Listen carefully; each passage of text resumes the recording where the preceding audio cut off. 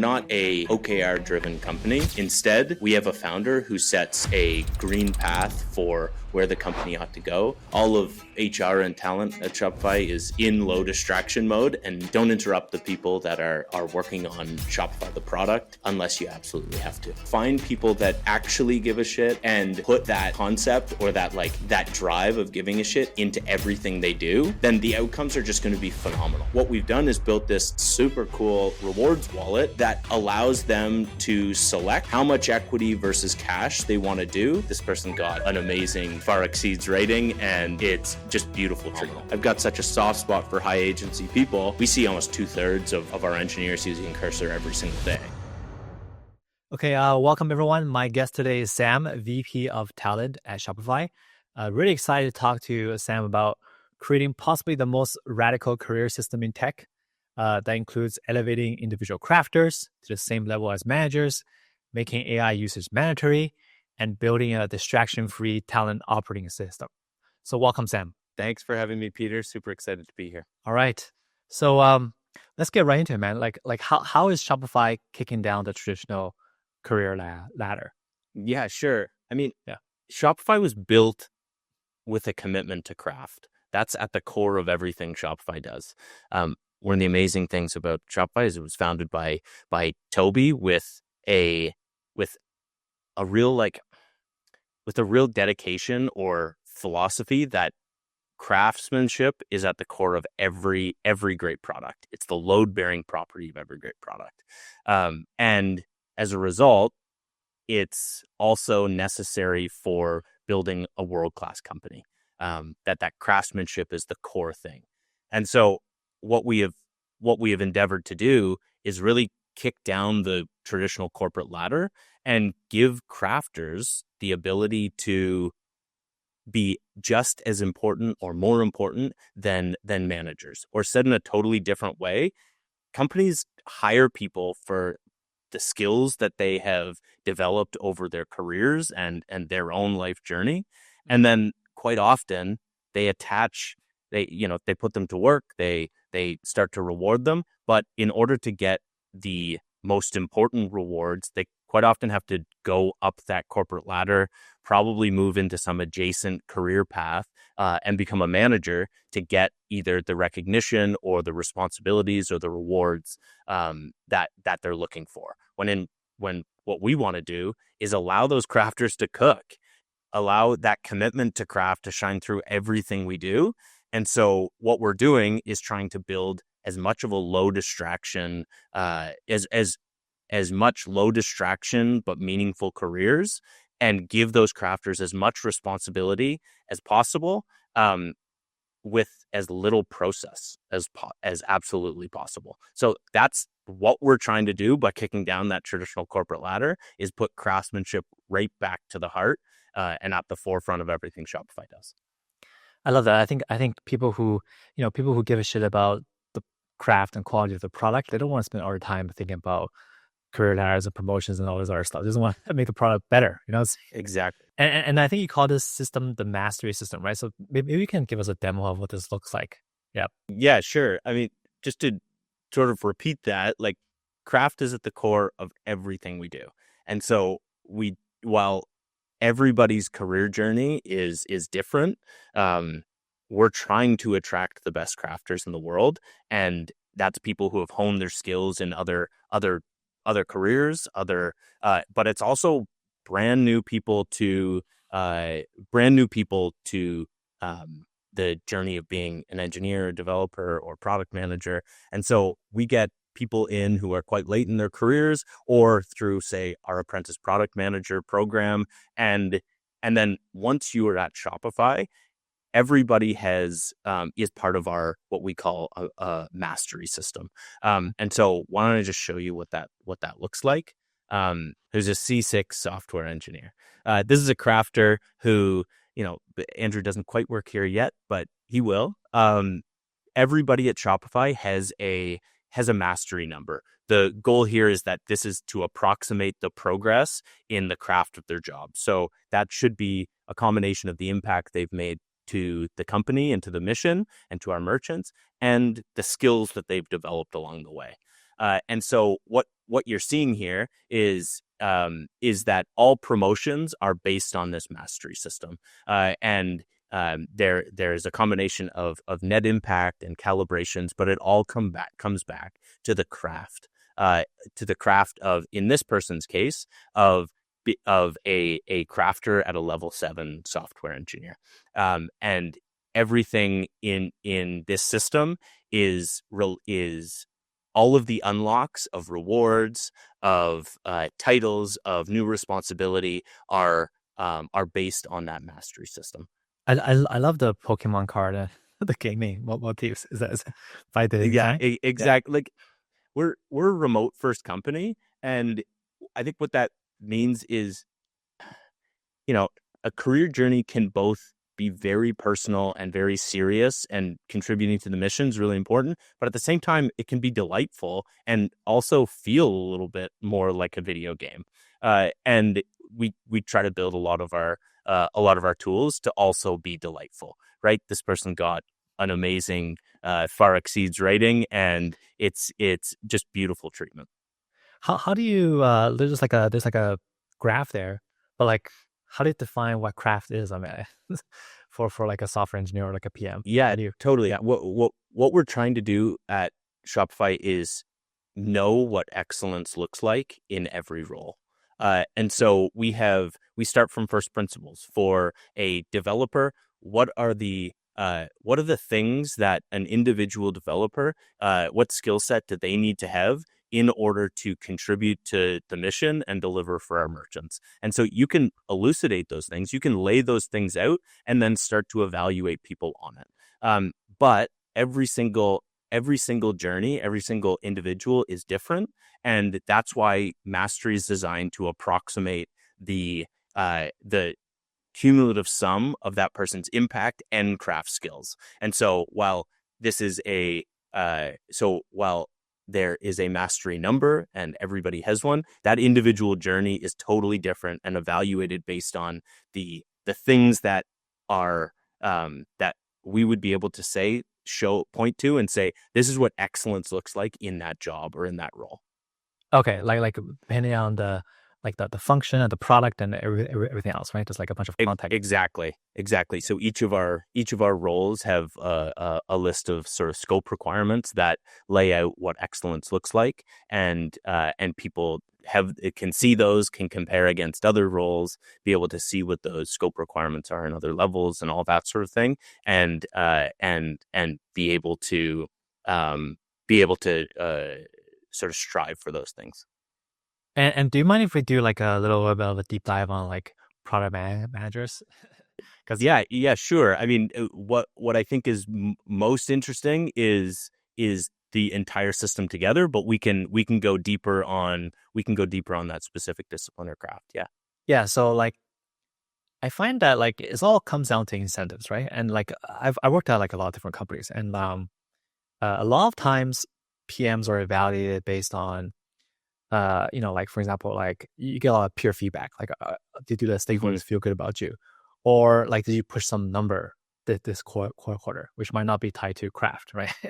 or maybe like how many people did you align to go in the same direction on like this big project, right? When in reality, like a lot of times, like a small team that just has a bunch of autonomy can actually improve the product a lot faster than like trying to align like 50 people. So I don't know. Have you thought about all this? All this stuff is like pretty gray and nuanced, I guess. Yeah, absolutely. What we try to do, like aligned incentives is show me the outcome and I'll show you the incentive. Yeah. What we try to do at Shopify is really focus on the mission. We're not a OKR driven company. Instead, we have a founder who sets a green path for where the company ought to go. We have a mission that's super easy to fall in love with, to make commerce better for everyone, to make entrepreneurship more common by removing the complexity to entry into success. And then that green path translates into product themes and goes to every product manager, engineer, designer, data scientist, and then they make progress on the projects that actually move us towards that green path. And the goal here is to have every incentive aligned so that every person at the company is working on that green path. And I think I love that, and I think you can kind of so it's a lot of the calibration discussions happen around like this person deliver a great product, like do the merchants love this product? Is that kind of Right. Yeah. I mean, what we do is, because we're a software company, a lot of the things that most of the things that are delivered to our merchants are observable, and so we know who has worked on what great products, and we know what impact that's had on merchants or on the company, right? Yeah. And so that component is really observable, and we have really great homegrown tools for one called GSD, or Get Shit Done, that tracks all of our projects and makes sure that they're mission aligned and make sure that they are aligned to exactly what that green path that was set by our. That makes sense. That makes sense. Yeah, because I think a lot of the issues comes from when like you spend so much time on like polishing some internal document or like having a good review of Tobi, and they don't deliver anything like that. That is kind of like the stuff you want to avoid, right? So Exactly, and that gets right back to craftsmanship. yeah, Let crafters cook, right? What is the biggest slowdown is seeking internal alignment or writing doc instead of just doing the work, prototyping and shipping code. okay, yeah. I feel like honestly, I feel like I don't know why, but like I feel like 90% of companies don't like they're more focused on the internal stuff than the actual product. Man, I don't know why. Is it like too much bureaucracy or what? It's hard to get around. Yeah. Yeah, when you focus on craftsmanship, I think a lot of that gets out of the way. And Yeah. what we're trying to build is, what we're trying to do is put all the other pieces into low distraction mode. All of HR and talent at Shopify is in low distraction mode, and don't interrupt the people that are working on Shopify the product, unless you absolutely have to. Can you talk a little about that? So let's take an example, like the performance review process, right? Like it takes like a lot of bigger companies, like the entire company takes like a few weeks off to do this stuff every quarter. How do you make this low to this distraction? Yeah. Yeah, I mean, what we try to do is, as I said, put Shopify HR and talent into low distraction mode so that crafters can focus on the thing that they need to do. And so what we try to do is in our review or mastery cycle is required the least amount of time from those crafters as possible. So it's a super important step where we're trying to get as much signal as possible on what excellence looks like and how people have done during that period. But from crafters, all we really need is, hey, tell us some of the things that you're proud of, tell us how you've grown, and then give us some reflection on the other people you've worked with, who inspires you, what has been great from your peers, or the opposite from your peers and the people you've worked with, and then get back to work. And in a couple weeks, back comes your manager with what you just saw, Andrew's mastery report, which sort of shows you, based on the work you've actually done, the skills you've grown over that period, whether you've gotten a promotion, whether you've gotten more rewards, whether you've unlocked a title, whether you should be working on something on some new project, for example. And so for crafters, it's actually a very small amount of work, but it's a really important step, because we want to reward the most impactful people to the company. I mean, for managers, it's a little bit more work, because that's sort of core to the craft of management, right? If you've chosen to go into that management craft, this is what comes with it. And so those managers will be calibrating their teams, seeing who has the best craft skills in that job. They'll be writing reviews, pulling 360 feedback from peers, and then making the hard decisions about distributing rewards and other unlocks to their teams. And how do you let me ask you a hard question, right? So like let's say you have two PMs. One is like a crafter solving a complex problem, and another one is like a manager of like maybe 3 PMs under the, like, or do you, I guess, do you evaluate the managers separately from the crafters, or is it like kind of? Yeah, absolutely. We think that management is a craft in and of itself. You definitely cannot manage PMs if you are not in product yourself, but it is a different job set. And when I referred to sort of scope requirements and determining what excellence looks like in every job, we have laid out what excellence looks like in the craft of management, in the product craft. And so those folks would be evaluated in a different way because it is a different job. Yeah, I mean that makes a lot more sense, man. Like that, trying to combine everything and take it together. Because yeah, like you said, it's a completely different. In fact, when you become a manager, you're make a conscious decision to, in some ways, kind of step away from the craft of building products to the craft of managing, right? Yeah, I mean, we want everybody to be as close to the work as possible, but the job of a manager is primarily to make sure that the people on their team are working on the right things, doing it at the highest quality level, and making sure you're getting the most out of those people so that they are able to focus on the right things, are able to grow. But that's a fundamentally different craft than being a crafter or an individual contributor yourself. I love that. And how does this all translate to like job titles or compensation, right? Because like some people just want to get the director title, or they just want like how does it? Yeah. I mean, these are all incentives, right? And we think really deeply about incentives. I'll show you another cool thing here. If you go back to Andrew's mastery page, Andrew did really great. He's gotten some really good feedback from his team, and he's been given a promotion of some more money, more mastery points, and he's actually unlocked a new title as a result of that. And so he can go in and select that new title, and that will be there in all the places where he shows up. But he also gets to go to another internally built tool, which is his rewards wallet. And so maybe I'd talk about this is a very cool thing that we've built at Shopify, which is Flex Comp. And this is a product where what we try to do is give our employees as much agency as possible. This person's unlocked a great salary, but we don't want to say, hey, we actually think you should divide that between equity and cash in the following way, or lock you in for a certain number of years. We want to give you the agency to do that. And so what we've done is built this super cool rewards wallet that allows them to select how much equity versus cash they want to do, whether they want that to be in options or RSUs.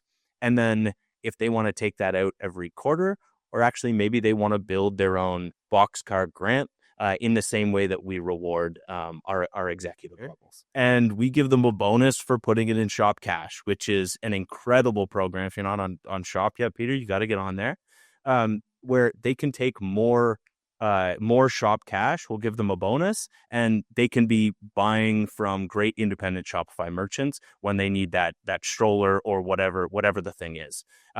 Or if they're a little bit more sustainability minded, they can also put some of that money towards carbon removal. So again, that's how it translates to rewards at Shopify, and we want to give people agency to do it. That's incredible, man. I don't think I've ever seen something like this anywhere. Yeah, it's super fun. It's super, and people every time they get a new promotion, then they come in here, like you saw on that last page, and they can adjust it whenever they want, and then the changes get picked up. And there's sort of new features all the time. It's super cool. Wow. And this must be hard to build, right? Because it has to work with the backend systems and like everything, right? Like this is a huge what we're building at Shopify is almost all homegrown. And so I think what we've realized is that if you want something that's aligned with the principles of the company, you likely can't buy off the shelf third-party software for company building. And so we put a lot of energy into doing those things. So the employee experience is phenomenal and it's all mission aligned. What do you mean? You don't like Workday? It's like the best software. No, there's yeah. No, I think it's really important to invest, especially for this like employee happiness, career growth stuff. Like investing in your own software makes total sense to me. I mean, Shopify has how many employees now? Yeah. That journey, career journey, is super personal. And if we're implementing software from that it applies to 100 different companies, it's not going to be 100% aligned with the mission of Shopify. And so we've learned that, and we build really amazing stuff. All of that mastery cycle tooling is for calibrations or for impact reviews is all homegrown and works on our own stack. That's amazing. So let's wrap up this section by talking about like, how do you find people who actually give a shit, or like how do you reward people who actually care, right, about the craft and the product? I think it was a recent example from like Julia or something. Like can you talk about that? Yeah. Yeah, sure. I mean, rewarding people that give a shit, like the concept of giving a shit is like, I think, super undervalued. This is something that Tobi has really put into my lexicon of like, yeah, if you're able to give a shit, find people that actually give a shit and put that concept or that drive of giving a shit into everything they do, then the outcomes are just going to be phenomenal. And it becomes a bit like a feedback loop where, as we try to recruit and bring the best crafters into the company that actually give a shit, they want to work with people who inspire them and also give a shit. And so it becomes a bit of a self-fulfilling prophecy. And so how do you know? I mean, there's two things. I referenced earlier that as a software company, we know the products that people are working on. We know the contributions that they make. That is observable, and that's a really good signal about how good someone is. The quality of their output is measurable and observable. That's incredibly powerful. But then there's the second part, which is like is more about other people being inspired and wanting to work with you. And so we ask crafters to calibrate against other people who they have worked with, to say who are the people that give a shit the most, that put the most into these products. And like, who would, if you were starting something today, who would you want to work with? Who is the best skill set in the following scope requirement of their job or of their craft, right? And so we ask people, and those signals together, of the more quantitative as well as the things that like are harder to quantify but incredibly important. Those things together become like the inputs to where you put your rewards and the status and things that you unlock for people. And I think all that comes down, you referenced that cool example of Julia, but it all comes down to like people who have real agency and are high agency individuals who over cycles hone their judgment, spend, and are able to have like incredibly great output. This was a cool example of like, we don't really have internships that are non-engineering or non-R&D at Shopify, but this student Julia, we should link her sort of tweet storm, but she basically said, well, I'm sort of the perfect fit for Shopify. Why wouldn't, and she's an incredibly high agency person, why wouldn't you make room for one more?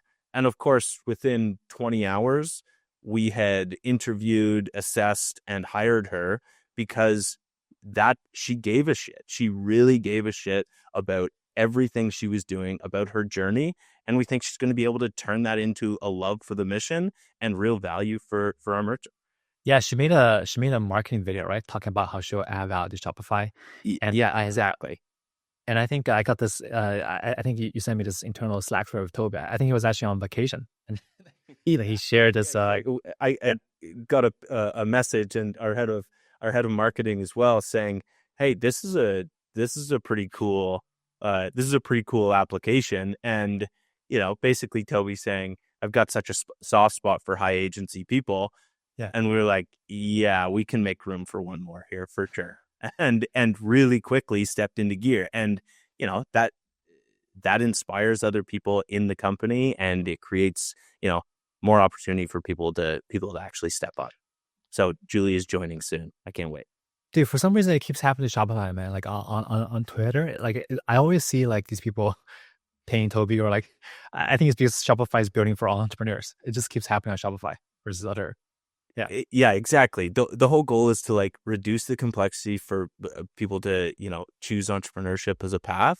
But it's also like how you do anything is how you do everything. He'll be super engaged with the community because it's his community. The entrepreneurship community is his, right? Yeah. And so being engaged and actually talking to people all the time is it's not a chore. It's what we do. It's super cool. And I also think it applies to existing employees too. Like like one of my pet peeves is when someone says like, oh, I don't own this, or like that's not my problem. Like that's like what, right?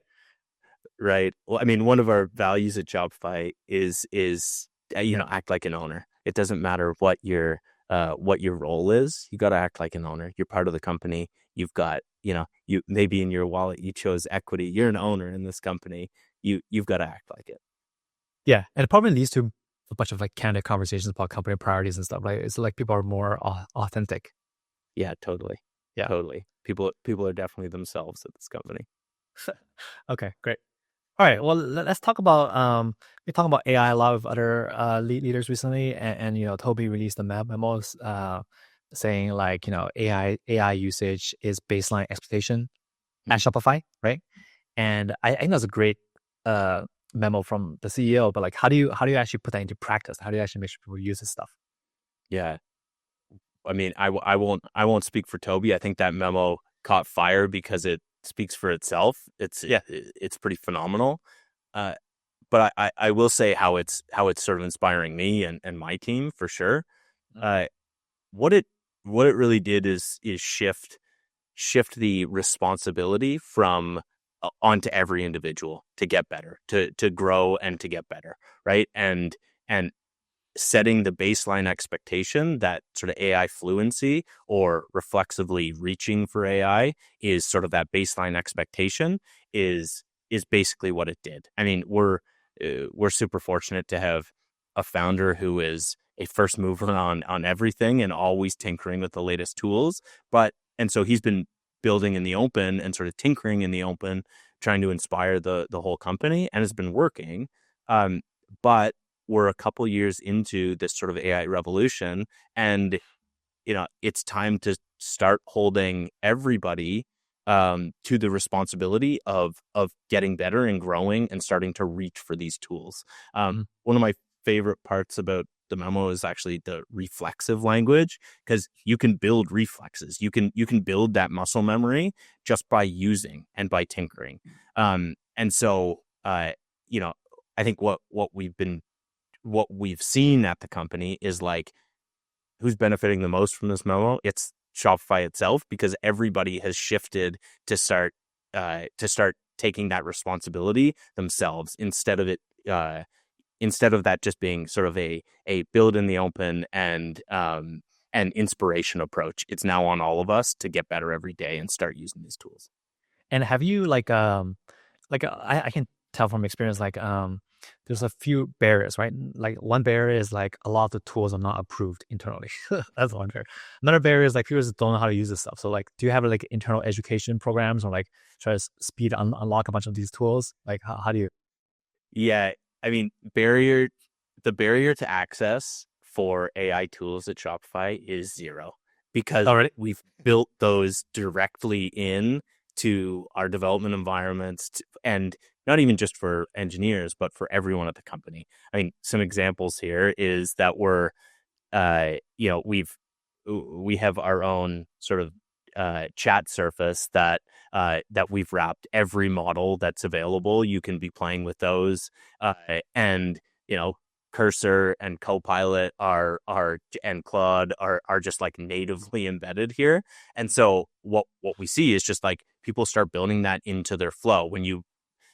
It's just like Shopify. When you reduce the barrier to entry or remove the complexity from trying, people just build it into their habits, and you start to build a reflex for immediately reaching for those tools. I mean, it's certainly paying off. Like we see almost 2/3 of our engineers using Cursor every single day.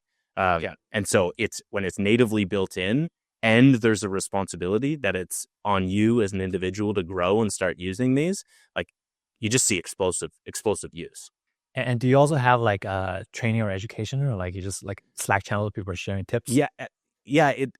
Shopify's like, it's interesting when you say training or education, that sounds pretty corpo to me. Like Shopify's more of a learner's environment. And so what I immediately went to, well, almost every team has like the